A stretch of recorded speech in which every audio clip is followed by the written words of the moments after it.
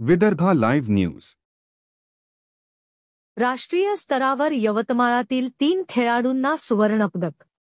नुकत्याच छत्रपती संभाजीनगर, औरंगाबाद येथे पार पडलेल्या राष्ट्रीय स्तरावर 68 राष्ट्रीय शालेय सॉफ्टबॉल चॅम्पियनशिपमध्ये खेळल्या गेलेल्या महाराष्ट्राच्या संघात यवतमाळ येथील 3 खेळाडू सुवर्णपदकाचे मानकरी ठरले.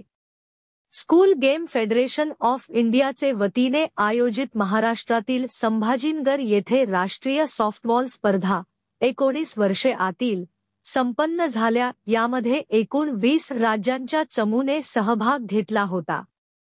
या स्पर्धा सुरू झाल्या तेव्हापासूनच अगदी अंतिम सामन्याच्या लढतीपर्यंत महाराष्ट्राचा संघ अत्यंत प्रबळ कामगिरी करत होता. उपांत्य फेरी गाठ महाराष्ट्राच्या संघाने अंतिम फेरीत सीबीएसईच्या संघाला 4-0 अशा होमरनने नमवून सर्वोच्च स्थान पटकाविले व चषक आपल्या नावाने केला.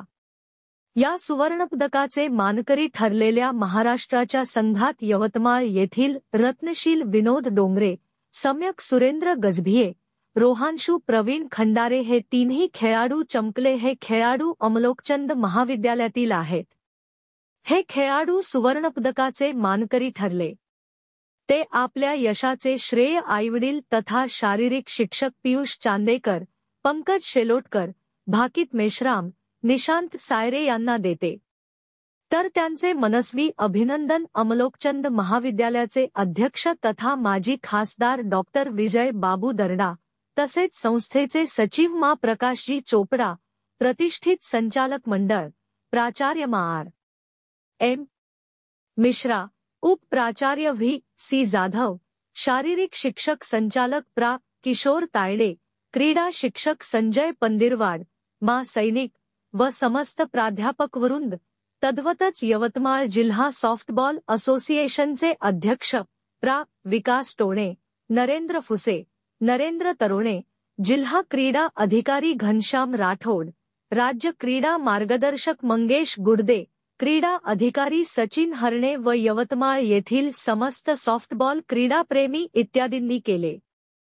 विशेष म्हणजे हे तीनही खेळाडू अत्यंत गरीब घरचे असून मजुरांची मुले आहेत.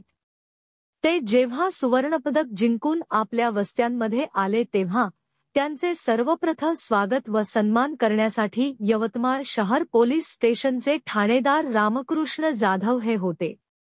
ते पाटीपुरा वस्तीत दाखल झाल्यावर वाजा गाज्याच्या तालसुरात तथा पुष्पवृष्टीत त्यांचे अत्यंत जल्लोषात वस्तीच्या मुख्य मार्गावरून मिरवणूक सुद्धा काढण्यात आली. वस्तीतील मुख्य चौरस्त्यांवर त्यांचे संपूर्ण समाजाचे वतीने जंगी स्वागत सुद्धा करण्यात आले.